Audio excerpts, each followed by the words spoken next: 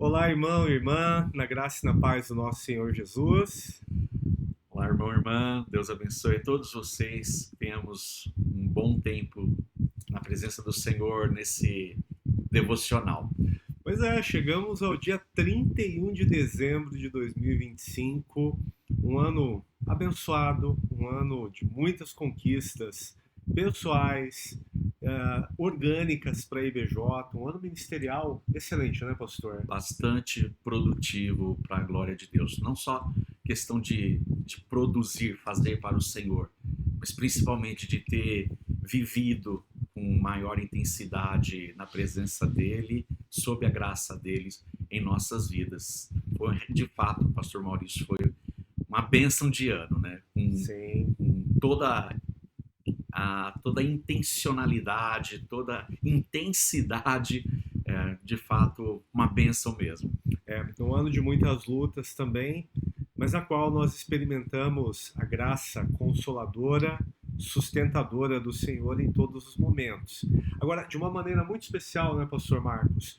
No final de 2024, nós lançamos um desafio para os irmãos e irmãs da IBJ de leitura da Bíblia em ordem cronológica ao longo desse ano de 2025. E de fato, esse ano foi um ano de jornada, né?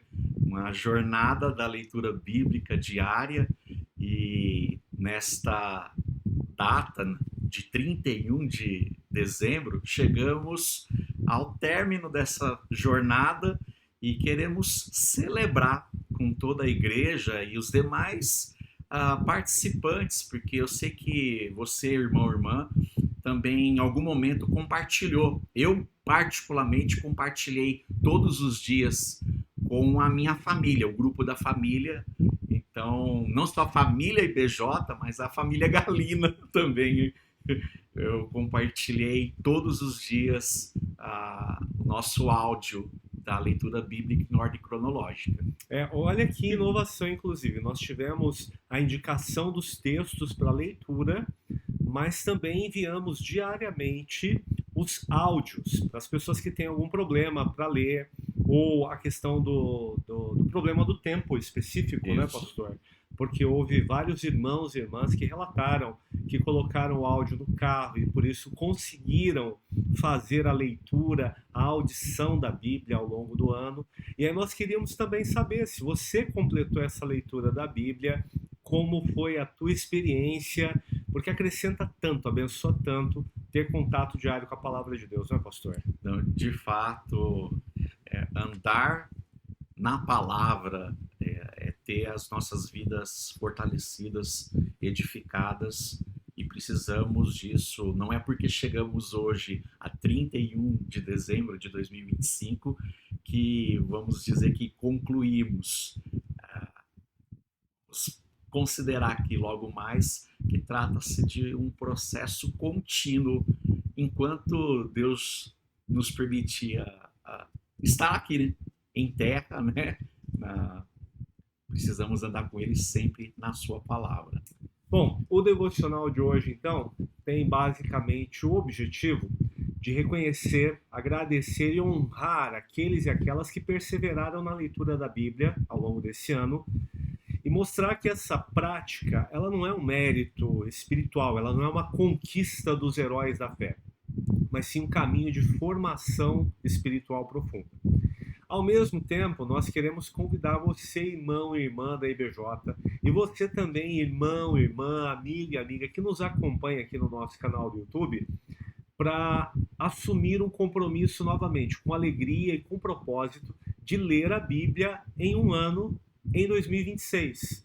Você vai repetir a leitura, você vai ler novamente, ou você vai fazer isso pela primeira vez. Porque você, através da leitura da Bíblia, vai experimentar diversas bênçãos, benefícios espirituais, emocionais e também culturais. Porque a Bíblia, a palavra de Deus, ela enriquece as nossas vidas em todos os níveis. Sem dúvida, quando deixamos Deus falar conosco através da Sua palavra, a palavra escrita e agora em áudio também, é a voz de Deus em nossos corações, em nossas vidas, não só para acúmulo de conhecimento, mas para a transformação de fato do nosso caráter e refletido em nossa conduta, né? O nosso viver diário, andando e imitando Jesus nos seus caminhos, né? No caminho, como ele mesmo diz, que é o caminho, a verdade e a vida.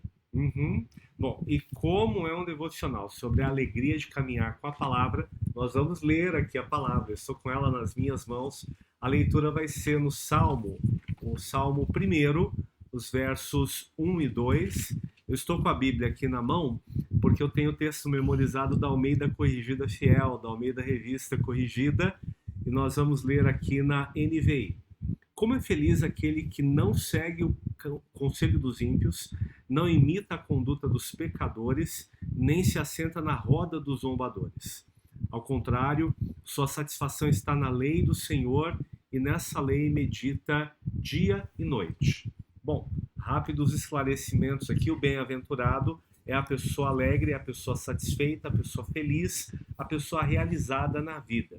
Aqui, o bem-aventurado, feliz, é aquele que não anda segundo o conselho dos ímpios. Ou seja, quando ele precisa de orientação para a vida, ele não busca pessoas levianas, pessoas que vivem de uma maneira imprudente, e muito menos de uma maneira impiedosa, injusta, numa linha tortuosa. Ele também não imita a conduta dos pecadores. Ele não segue aqueles que dão maus exemplos. Um problema muito grave, muito sério na nossa sociedade atual. E ele também não se assenta nessa roda de escarnecedores. A gente não vai fazer uma pregação aqui no texto, mas se você analisar com calma, você vê uma progressividade de condutas aqui. De fato. E aqui é uma questão de escolha. Como assim escolha? As informações chegam a todo vapor aos nossos ouvidos e muitas vezes temos que ser seletivos, sim, o que queremos pautar para a nossa vida, que conselho. E como o texto fala que o feliz, o bem-aventurado, ele não segue o conselho dos levianos, dos ímpios, é uma questão de escolha. Está fazendo uma seleção, sim, de que tipo de conselho ele quer para a vida e que resultados, que frutos obterão seguindo o conselho certo, o conselho sábio, o conselho verdadeiro. É uma questão de escolha. Então, entre dois caminhos, o caminho da vida, o caminho de Deus, ele é o que vai dar suporte para o nosso viver saudável, sadio, sempre na presença de Deus. Sim. Também o conselho dos ímpios aqui precisa ser melhor explicado, porque, por exemplo, há pessoas que dizem assim: se eu vou procurar um profissional e ele não é cristão, eu não quero saber o que ele tem para dizer a respeito de coisa nenhuma, porque eu não vou seguir conselho dos ímpios. Então, por exemplo, você vai no médico porque tem alguma enfermidade, e aí você faz a pergunta: doutor, doutora, você é cristão, cristã? Se responde não, eu não vou seguir o conselho deles, porque um médico, uma médica que não é cristã, não vai abençoar minha vida. Aqui o conselho não diz respeito a questões técnicas, áreas específicas de ciência da vida, das diversas ciências. Aqui o conselho seria algo do tipo: como se vive uma boa vida? De que maneira a gente pode glorificar a Deus nesse mundo? Quando temos que fazer escolhas morais, quando temos que fazer escolhas espirituais, qual padrão que nos rege? Como nós fazemos para estabelecer a verdade na vida? São conselhos que dizem respeito à maneira de viver, à maneira de se relacionar com Deus, à maneira de interagir ou de responder à verdade de Deus que foi revelada para nós. Então, por exemplo, se você vai procurar um advogado porque você tem um problema jurídico e esse advogado não é cristão, é claro que você tem que tomar cuidado com questões morais, com questões éticas, como se vive para a glória de Deus nesse mundo. Então Jesus, por exemplo, traz um código de ética sobre os cidadãos do reino no Sermão da Montanha, lá em Mateus capítulo 5 até 7. Mas o conselho jurídico, a informação específica dessa ciência humana, gente, você não está fazendo um erro, um pecado, procurando um advogado que não é cristão. Da mesma maneira, um médico, um contador, um engenheiro. Aqui o conselho específico diz respeito à maneira de viver, aos fundamentos, aos princípios da vida, às bases que regem a nossa espiritualidade e também a nossa ética, a nossa moralidade. Bem esclarecido, Pastor Maurício. Informações técnicas, conselhos técnicos, a gente precisa ouvir vozes de especialistas. E claro, aí que entra a amplitude da palavra de Deus e que ela não te veta a esses tipos de informações, ainda que proceda de pessoas não cristãs, mas se ela é especialista num caso concreto, nós temos que ouvir e ponderar, e aí é onde entra o conselho do sábio Salomão lá em Provérbios, né? Que fala que muitos são conselhos dos homens, mas o de Deus prevalecerá.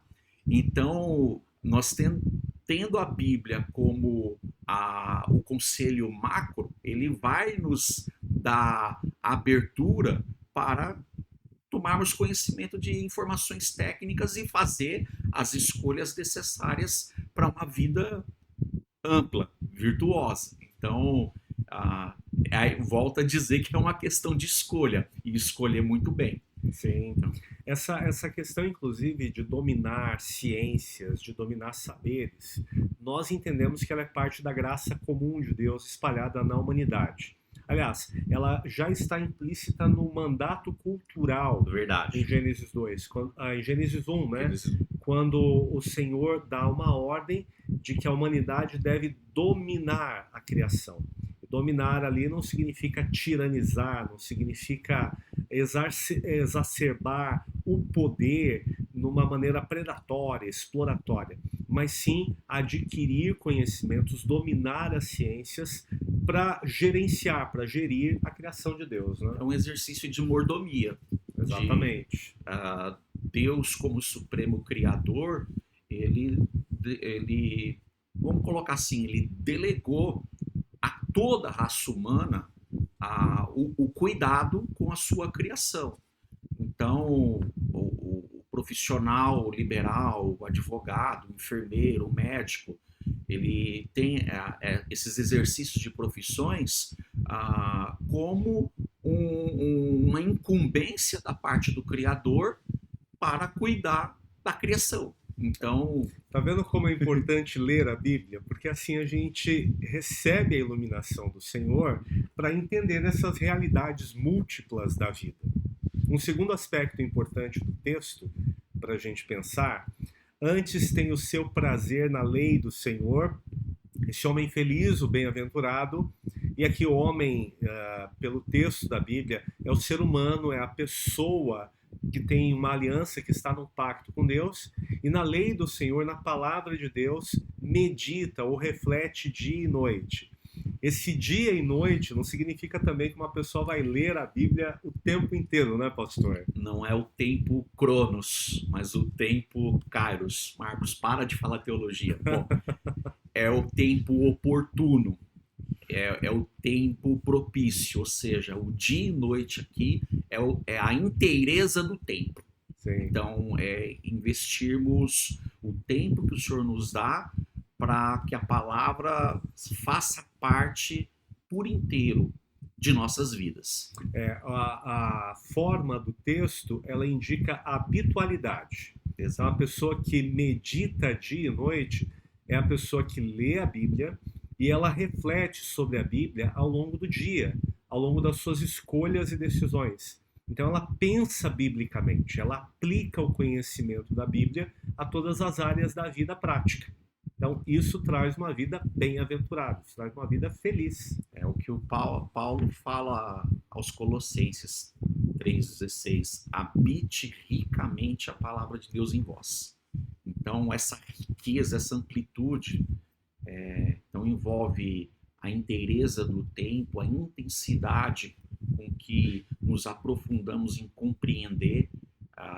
O meditar aqui é o contraponto de uma meditação oriental que traz o conceito de esvaziamento da mente, é o oposto. É encher a mente e o coração com a palavra de Deus, na sua razão, na sua emoção e nas nossas vontades, né? A volição. Então, habitar ricamente a palavra de Deus em nossas vidas é mergulhar nela por inteiro. O meditar é refletir. Como de vez em quando a gente brinca, Jesus morreu para tirar os nossos pecados, não a nossa inteligência. Então, quando você e eu nos aproximamos de Deus pela fé, quando o Espírito Santo convence o nosso coração do pecado, da justiça, do juízo, e mediante a pregação do Evangelho, nós cremos em Jesus para a vida eterna, recebemos então a nova vida, a regeneração, o perdão dos pecados e também a santificação que vem do Espírito Santo. Quando estas obras acontecem no momento da conversão, o Espírito Santo de Deus também capacita as nossas mentes, a nossa capacidade intelectual para ter a amplitude da revelação de Deus, para compreender mais e melhor a verdade de Deus e com base nessa compreensão, na reflexão, no uso das faculdades mentais que Deus nos dá, vivemos de uma maneira intencional para a glória do Senhor nesse mundo. E é aqui, especificamente, irmãos, que a gente identifica a alegria de caminhar com a palavra. Só que aí precisamos provocar algumas reflexões importantes. Qual o papel da palavra na formação cristã? E qual o impacto da palavra na sua rotina de vida, no seu andar diário, na sua vida pessoal? Já parou para pensar a respeito disso? Por exemplo, você vai fazer uma pequena escolha moral de chegar mais cedo ou dormir um pouco mais com o risco de chegar um pouco atrasado no teu trabalho. Qual é o papel da Bíblia no momento de fazer essa pequena escolha, essa pequena decisão? Bom, aqui, à medida que a gente tem o contato com as Escrituras, se você já passou, por exemplo, pelo livro a carta de Paulo aos Colossenses, ele vai remeter a um texto sobre o serviço para com os nossos empregadores, os patrões. Vai dizer, servi os vossos senhores como ao Senhor e não como quem está sobre a vista dos olhos humanos. O que isso funciona na prática?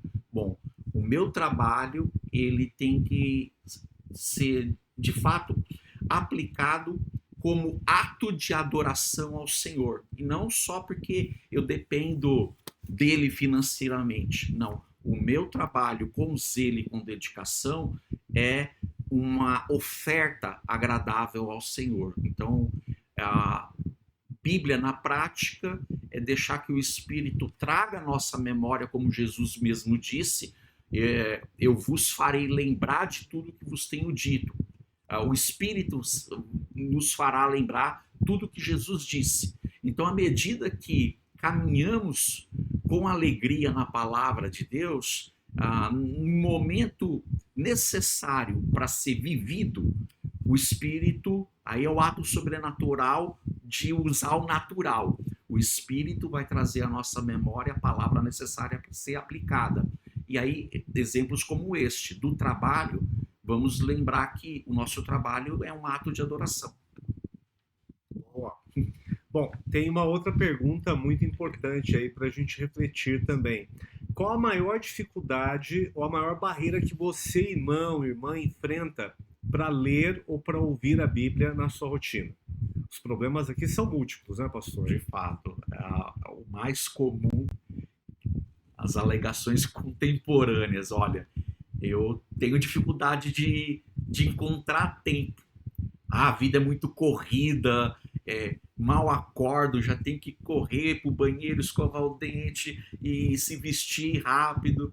e já sair para o trabalho, ou a tendência do home office, né? Não, eu já programo para acordar em cima da hora. Volto a dizer, é uma questão de escolha, inclusive de separar tempo.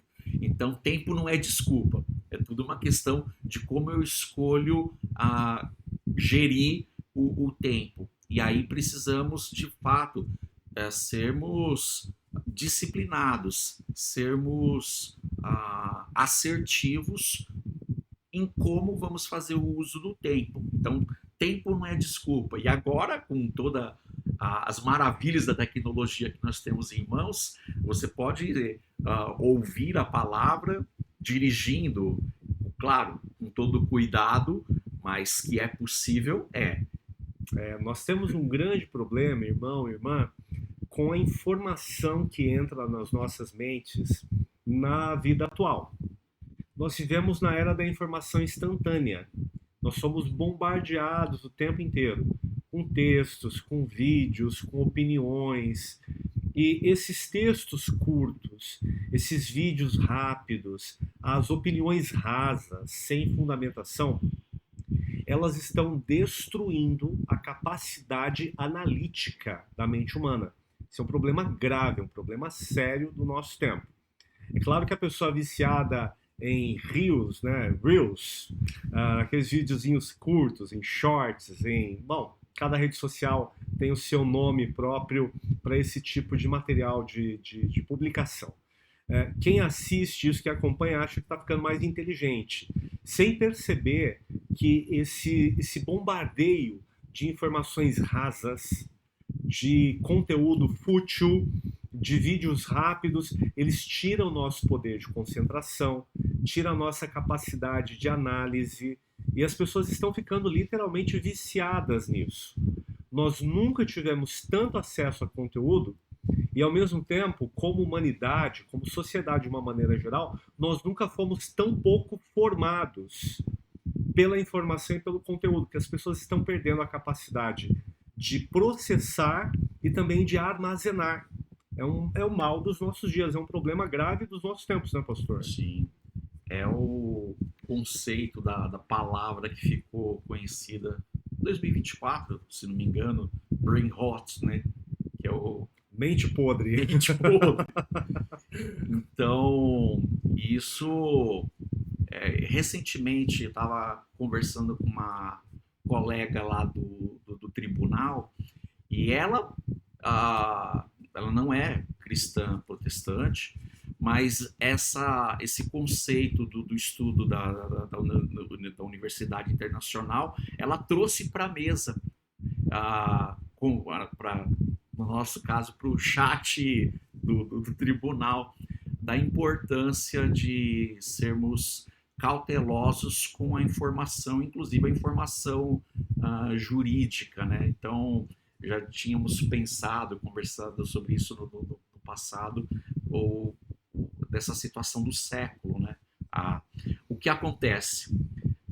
Antes dizíamos que a informação era como achar uma agulha no palheiro, e hoje é o oposto, né? Nós temos um repleto palheiro de imensas agulhas como a informação, e que temos que pincelar a informação verdadeira, não é a rara informação no meio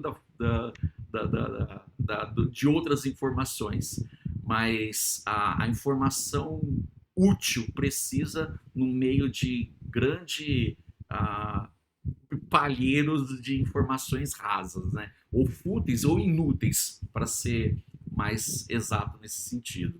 Na nossa pretensa era da informação, essa questão de informações pretensamente, né? Porque às vezes não informa absolutamente nada, mas o conteúdo curto, rápido, raso, ele está trazendo grandes prejuízos, e a Bíblia caminha no exato oposto, na contramão dessa lógica.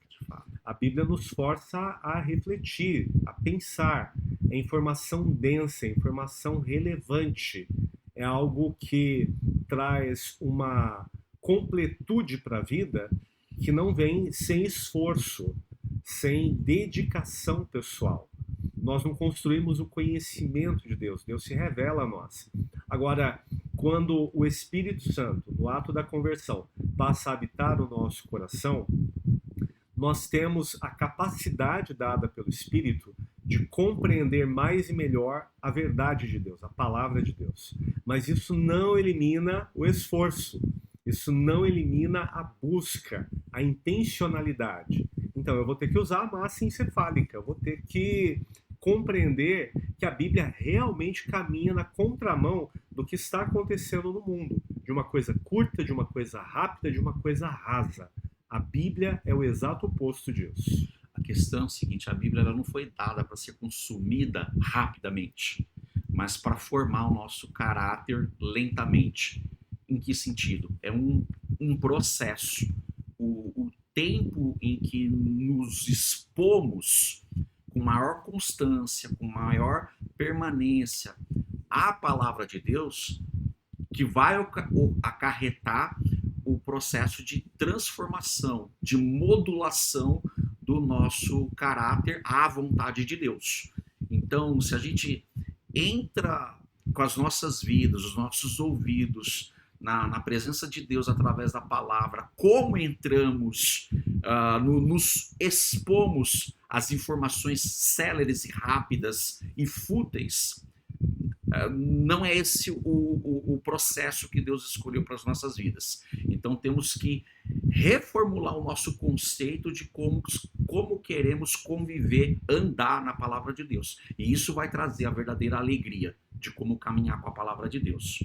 Ela não foi escrita para nos entreter, mas sim para transformar.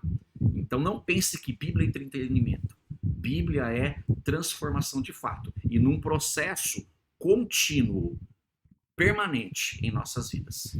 Quando Deus dirigiu os homens que escreveram a Bíblia, e a Bíblia é, portanto, a escritura divinamente inspirada, segundo Timóteo 3,16, ele fez isso para transformar o nosso caráter, para moldar o nosso coração, de acordo com Romanos 8:29, né?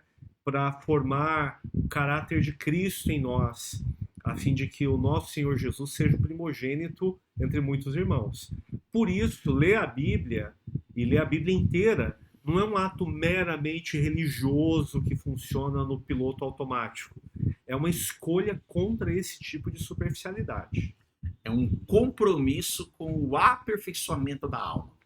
À medida que fazemos a leitura da palavra, e não só a leitura meditativa, estamos na prática assumindo um compromisso com Deus de aperfeiçoar a nossa alma, o nosso espírito. Boa, boa. Então hoje, gente, nós não celebramos pessoas que são campeãs espirituais porque leram a Bíblia inteira, mas pessoas que perseveraram. E perseverança na vida cristã sempre vai gerar frutos, sempre vai trazer os resultados de Deus para as nossas vidas. Então nós vamos ter que pensar a partir de agora sobre a alegria de caminhar com a palavra, o que a leitura completa da Bíblia oferece para as nossas almas, para as nossas vidas, para a nossa rotina. Vamos falar então pelo menos de 4 benefícios que a leitura bíblica e a leitura bíblica como um todo, que benefícios ela nos traz para a vida. O primeiro deles é que ler a Bíblia inteira vai formar uma fé mais sólida. Então, não se trata de leitura seletiva, esparsas, mas a leitura do todo vai trazer mais solidez para a nossa fé, mais solidez para a nossa esperança no Senhor. A maioria das crises de fé não nasce da Bíblia, mas do desconhecimento dela. Olha que interessante. Quando lemos a Bíblia de forma fragmentada, criamos fé seletiva. Isso é interessante, né, pastor? É a caixinha de promessa, né? Exato. Nós escolhemos o que queremos acreditar da Bíblia. E o que isso é negativo?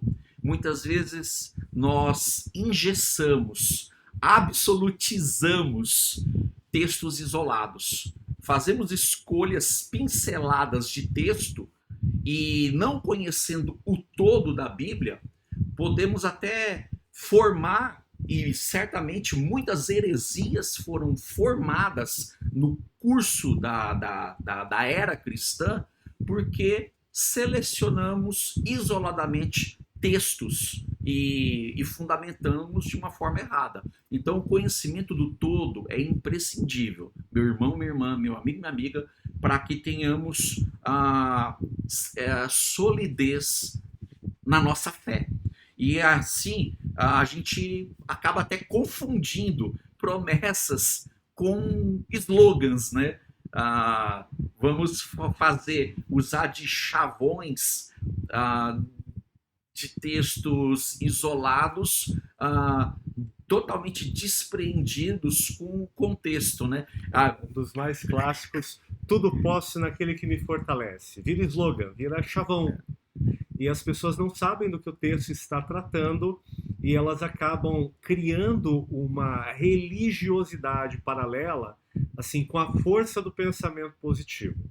Se eu acredito que tudo vai dar certo, se eu acredito que eu posso realmente todas as coisas, eu posso até pecar e no fim o Senhor vai me fortalecer. E ali Paulo está falando sobre uma consagração absoluta da vida para servir ao Senhor, sobre grandes perdas por causa do Evangelho de Cristo, sobre suportar grandes adversidades, graves problemas, grandes sofrimentos pela causa do Evangelho. E aí ele diz: eu posso passar por todas essas coisas em Cristo que me fortalece. Eu não estou vivendo mais para mim mesmo. Eu não tenho mais a vida preciosa para mim mesmo. Como o Paulo disse em Filipenses 1:21, né? Para mim viver é Cristo e morrer é lucro.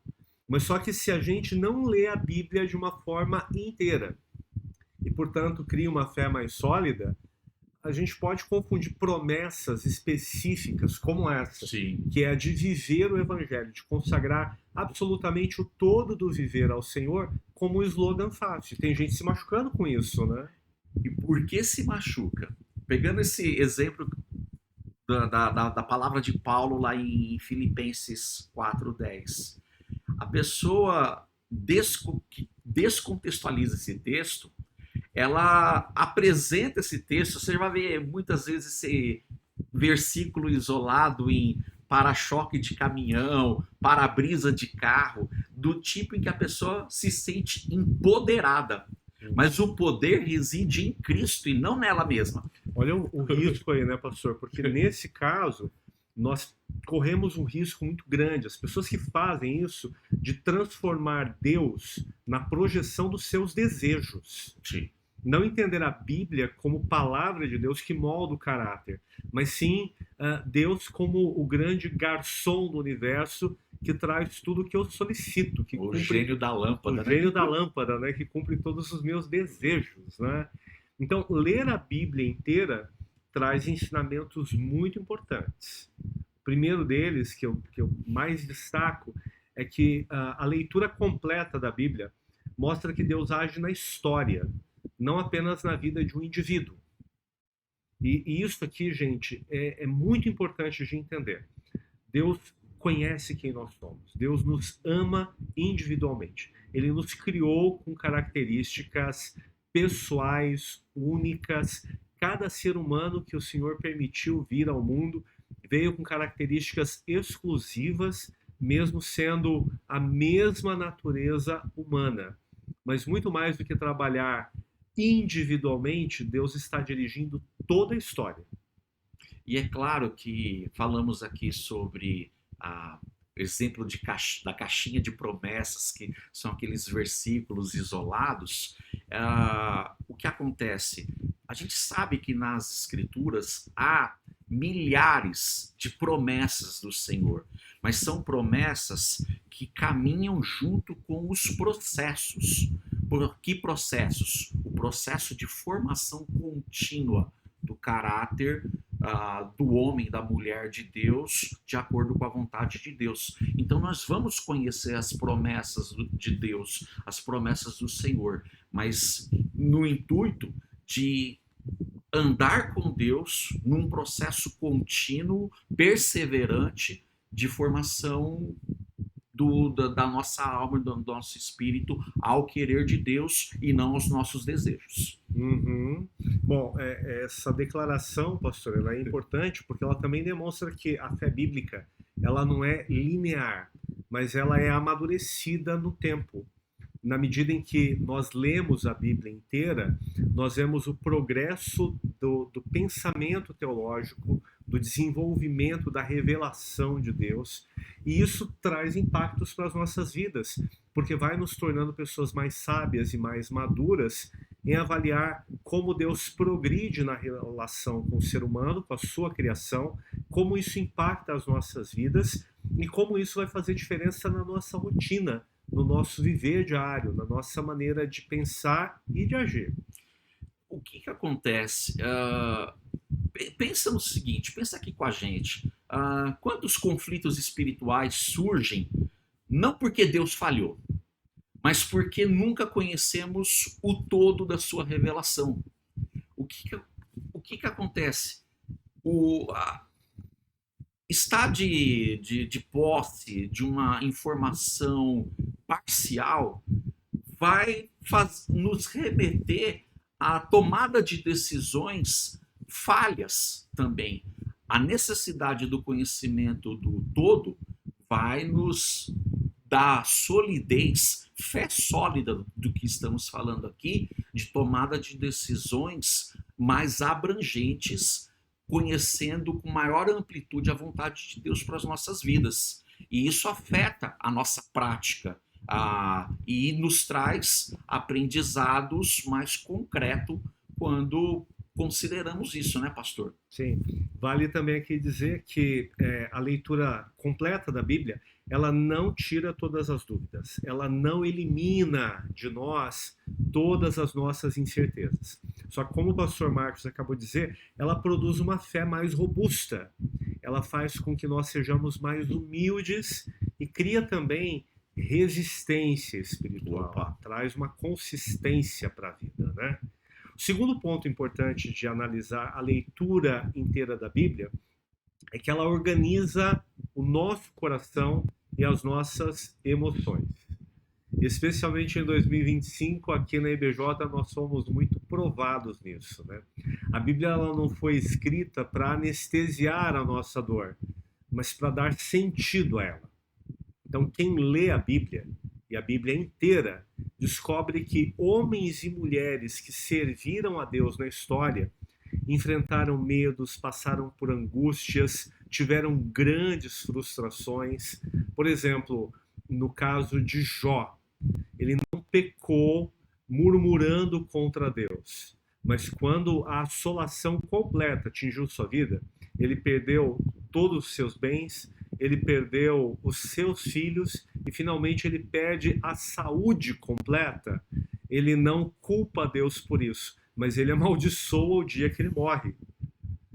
Ele começa a questionar não a justiça de Deus, da qual ele tinha certeza, mas ele diz: Senhor, me coloca no teu tribunal, porque eu quero justificar que eu andei em retidão, que eu andei em justiça. E depois ele recebe os seus amigos, que deviam ser consoladores, né? E a gente tem as famosas comparações dos amigos de Jó, né? Os amigos da onça, que ao invés de consolar, vão trazer mais dor, mais peso na vida. E, assim, a vida andando com a palavra de Deus, com o conhecimento de Deus, não elimina a dor. Não é um anestésico, mas dá sentido.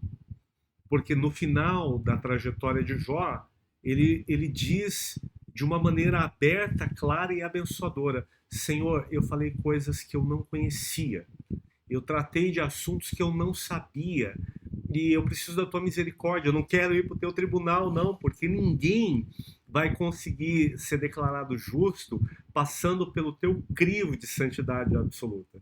E ele menciona, né, antes eu te conhecia só de ouvir falar, mas agora os meus olhos te veem, ou seja, agora eu tenho uma compreensão melhor sobre quem é o Senhor pela dor que eu passei. E por isso eu abomino a minha própria vida e quero depender cada vez mais do Senhor.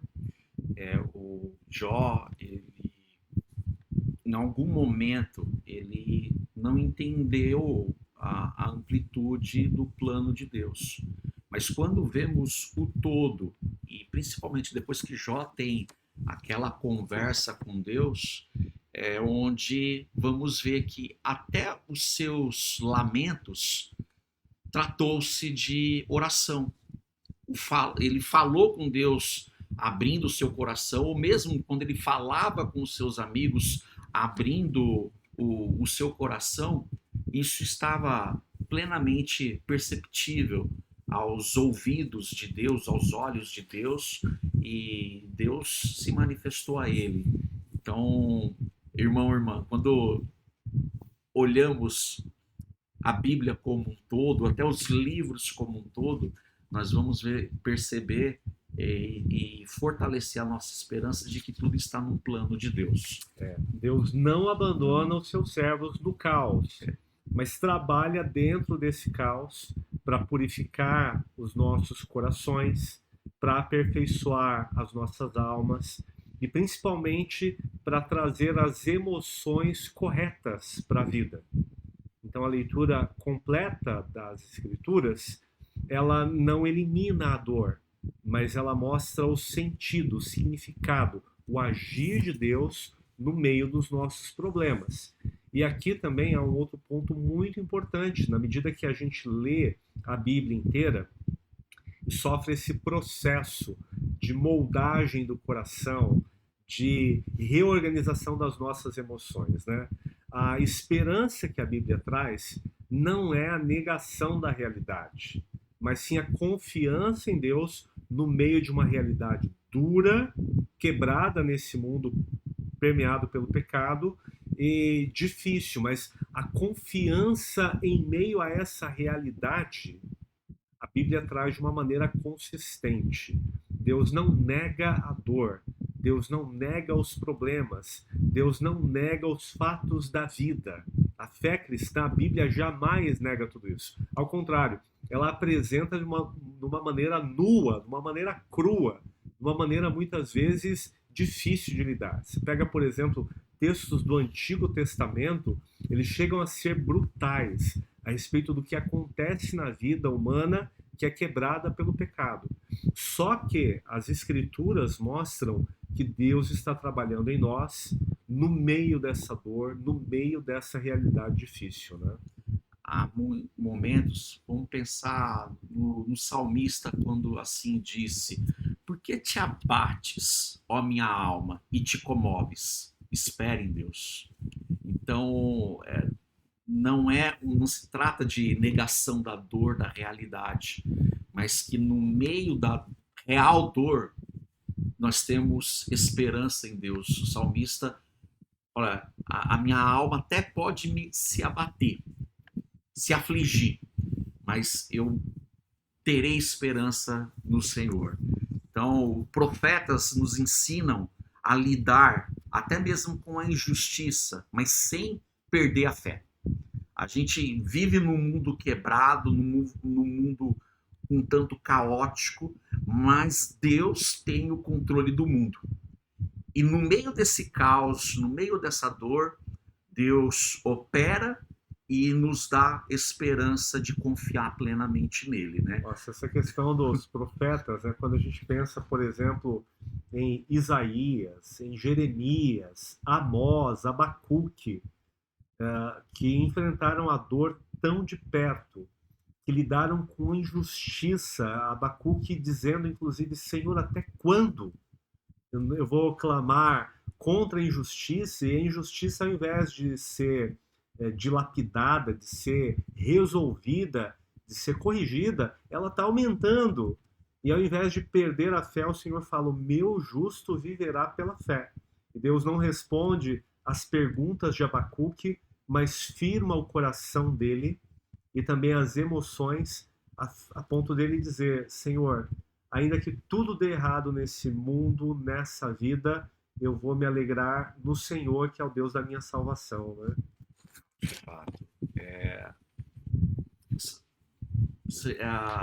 Pode ser que parte da nossa instabilidade emocional ela venha sobre nós como se nos alimentássemos de mais notícias ruins. Mas o que acontece?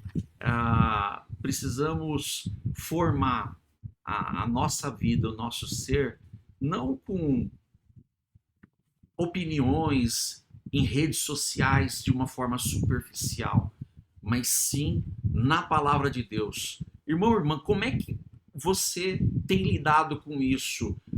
Quando as crises vêm, a angústia vem, você vai rapidamente se socorrer de informações de 40 segundos, 1 minuto, de uma forma superficial, em rápidas mensagens?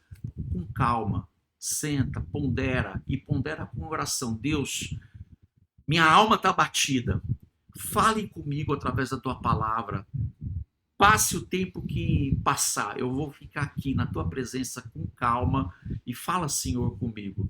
E certamente Deus vai aquietar o nosso coração aflito, o nosso coração apressado, com calma, na calma dele. Essa reflexão é importante, pastor, porque assim, será que a maior parte da nossa instabilidade emocional não vem do fato de que, ao invés de nos alimentarmos da palavra, nós gastamos o tempo abastecendo nossos olhos, nossa mente, nosso coração com notícias aleatórias, com opiniões que não têm uma fundamentação bíblica, emocional, não tem base muitas vezes na verdade, e a gente vai se alimentando de redes sociais, de futilidade, ao invés de nos alimentarmos da palavra de Deus? Não estamos aqui vetando o uso de todos os recursos. Já deu para entender isso. Apenas de sermos ponderados na escolha das informações que nos sobrevêm. Como já dissemos aqui, né, pastor?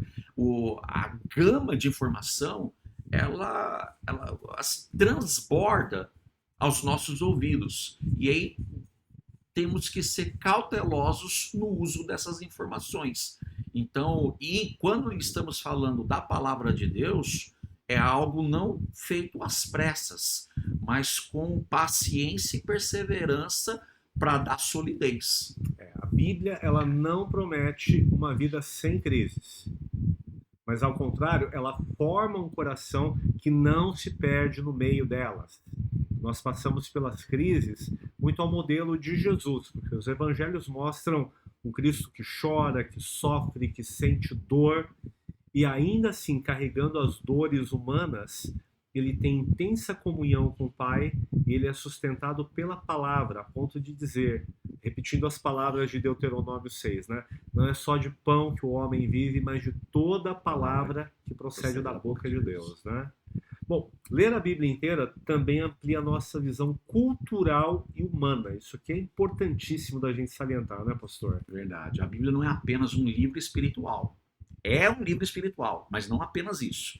Ela é uma obra que moldou civilizações, e ao ler a Bíblia inteira, entendemos a melhor forma, a melhor história do mundo. O que acontece, como falávamos, né? Não é o desconhecimento da palavra que nos torna alienado neste mundo. Muito pelo contrário. Conhecendo a Bíblia como um todo, nós temos olhos mais amplos do que acontece no dia a dia, do que acontece na vida, inclusive as crises que nos sobrevêm. Compreendemos que o conceito como dignidade humana, justiça, perdão, são valores reais para a vida, né? E amplia a nossa capacidade de diálogo com a cultura.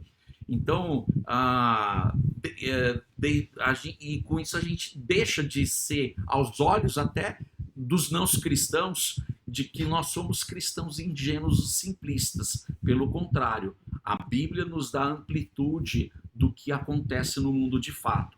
E quem conhece a Bíblia, de fato, interpreta melhor o mundo, reconhece os limites da condição humana e entende em profundidade o valor da graça e da misericórdia de Deus.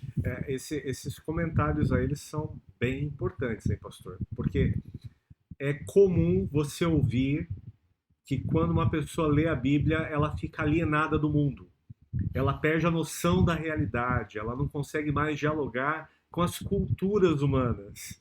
E a Bíblia mostra o exato oposto. Quanto mais nós conhecemos a palavra de Deus, melhor nós entendemos a história da humanidade, melhor nós entendemos os problemas, as mazelas que existem no mundo, mas também os reais valores de Deus, como o pastor mencionou: dignidade humana, justiça, verdade, perdão, o real valor da vida.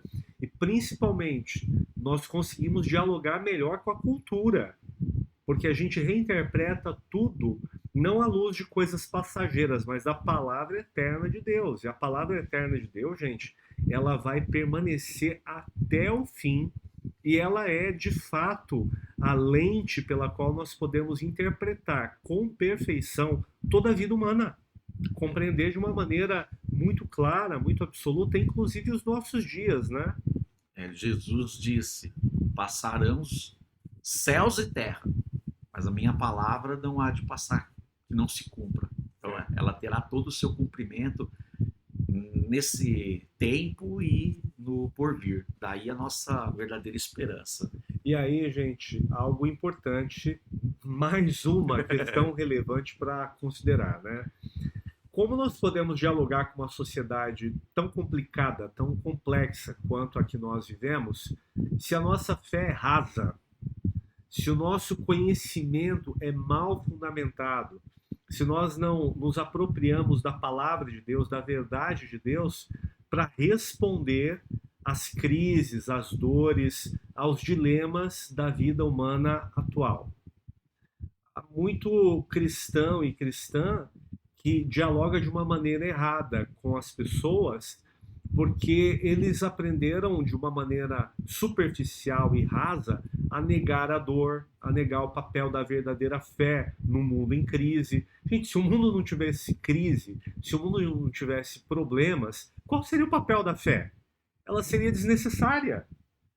E aí vemos que, em meio às dificuldades, às mazelas da vida, quando mergulhamos nosso coração na palavra de Deus, nós vamos descobrir que esse nosso Deus, o Criador, ele nos permite enfrentar essas dores, até como Paulo escreve lá aos Coríntios, na sua segunda carta, que o Deus ele se faz como ele é de fato, o Pai das misericórdias, o Deus de toda consolação, que nos permite passar por tribulações para que, quando outras pessoas à nossa volta também passar, sejamos instrumentos também de conforto e consolação.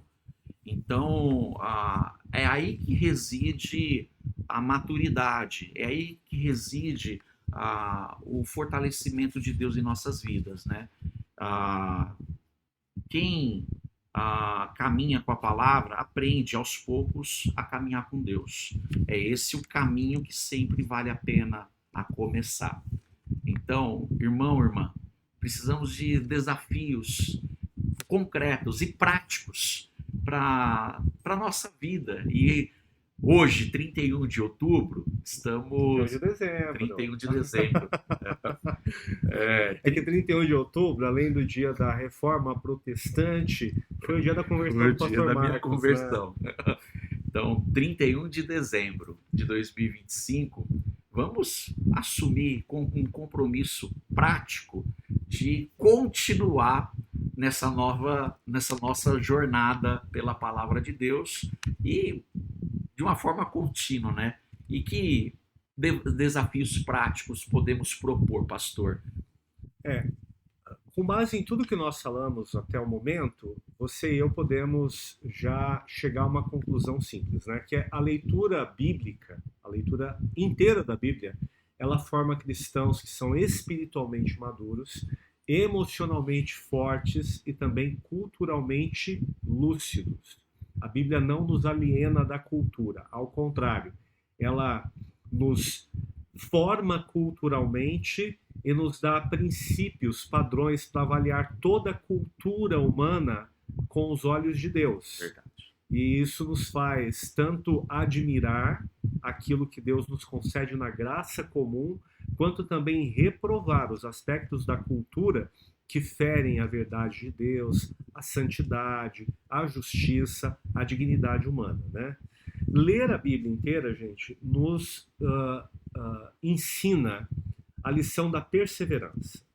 Então, os desafios que nós devemos pensar sobre a palavra de Deus nas nossas vidas e sobre ler a Bíblia inteira ao longo de um ano devem nos fazer refletir sobre as realidades que a gente enfrenta quando tem uma aliança, um compromisso com Deus. Ler a Bíblia no ano não é fácil. Não há aqui qualquer tipo de ilusão. A gente não vai dizer para você, olha, vai ser maravilhoso todo dia, você vai sentir o máximo. Há dias que vão ser muito empolgantes. Há dias que você vai de fato se sentir andando nas nuvens, mas há dias que vão ser muito duros, muito áridos. Há textos da Bíblia que você vai ler e que você vai sentir o coração assim queimando, que você vai se sentir fortalecido. Mas há textos que você vai ler que você vai entender muito pouco, que vão te confrontar, que vão te cansar, que vão te desafiar. E isso é parte da formação espiritual. Então, perseverar na leitura, ela desenvolve a disciplina, o espírito, vai treinar a nossa constância, vai ensinar a fidelidade no ordinário, ou seja, na rotina, porque a gente sempre pensa assim, fidelidade, né, pastor? Naqueles grandes momentos de ruptura da vida, de decisões assim, que vão ser marcos de continuidade e de descontinuidade, mas assim, a Bíblia trabalha, gente, a maior parte da nossa vida no ordinário, na rotina. Eu sempre gosto de pensar a vida de Abraão. As pessoas leem Gênesis e entendem muitas vezes a relação de Deus com Abraão, de Deus conversando cada dia com Abraão. E as vezes que Deus conversou com Abraão ao longo da vida desse homem foram poucas. Ele teve que lutar e lidar muito mais com o ordinário do que com o extraordinário. E isso também nos lembra que o crescimento espiritual é um processo, não um evento. Aí, com base nisso, quais desafios práticos a gente quer se desafiar a assumir em 2026? Bom, assuma publicamente na sua família, entre nós, na igreja, na família IBJ, um compromisso de ler a Bíblia toda em 2026. São 2, 3, 4, raramente 5 capítulos por dia. É uma média de 15 minutos. Tem dia 10, tem dia, às vezes até 5. Temos capítulos, alguns que são curtíssimos, mas vamos trabalhar uma média de 15 minutos por dia, que você está lidando com um texto, e mais o tempo de oração, em que você vai estar pedindo, eu e você vamos estar pedindo, Deus fale conosco através da leitura. E tem o contexto que algumas pessoas vão dizer, né, pastor? Eu tentei em 2025 e não consegui. Não desanima, tenta de novo. Você pode fazer esse compromisso, e esse compromisso, especialmente quando a gente faz publicamente, fortalece muito a vida, gente. Impulsiona a nossa fidelidade em cumpri-lo, né, pastor? Não, de fato. E aí estamos falando de algo mais regrado, né? Uma disciplina mesmo. Então separe o seu horário e é flexível. Tem irmão ou irmã que gosta logo pela manhã, outros à tardezinha ou à noite.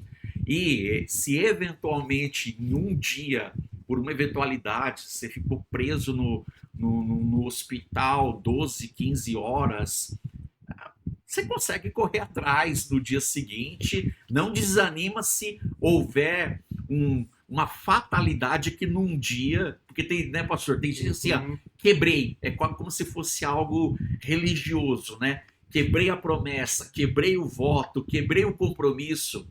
Corre atrás e, fazendo isso de uma forma coletiva, pública, nós somos mais encorajados a prosseguir e concluir junto ao final.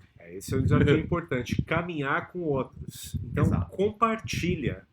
Fala com o teu cônjuge, fala com o teu filho, com os teus pais, com os irmãos, com os amigos, sobre o que você está lendo, sobre como foi a leitura da Bíblia na semana. Compartilha também as suas dores, porque vai ter texto, gente, especialmente o Antigo Testamento, que você vai ler sozinho e vai falar assim, eu não entendi nada do que está escrito aqui.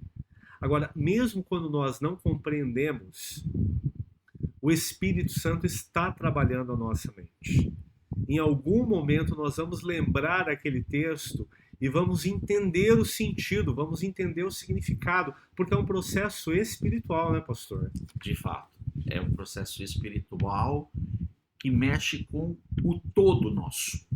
Então, a nossa vida física, a nossa vida intelectual e a nossa vida com Deus. Então, ou seja, a Bíblia, ela não é um livro para ser vencido, como se fosse algo que a gente só espera no final. É algo, a Bíblia é para a gente ir todo o processo, todo o tempo com Deus. É um caminho, é um caminho constante e é um caminho com Deus, não sós. Então, e esse caminho, gente, precisa ser bem claro. Não promete atalhos.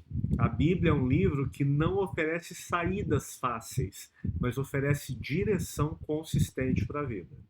E lembrando, ela não elimina o sofrimento. Não é ande com a Bíblia, ande com Deus para parar de sofrer, mas ela vem para iluminar o nosso coração, que mesmo em meio ao sofrimento temos a certeza de que Deus está conosco. Mesmo em meio à dor, Ele está conosco nessa nossa caminhada. Muito bem. A Bíblia, ela não transforma apenas o dia, ela transforma a vida inteira. Então, como resultado final, quem caminha com a palavra aprende. É claro que é um aprendizado progressivo, ele é consistente aos poucos, mas a Bíblia vai te ensinar a caminhar com Deus, a viver com Deus, a andar na presença de Deus. E esse é um caminho que sempre vale a pena começar.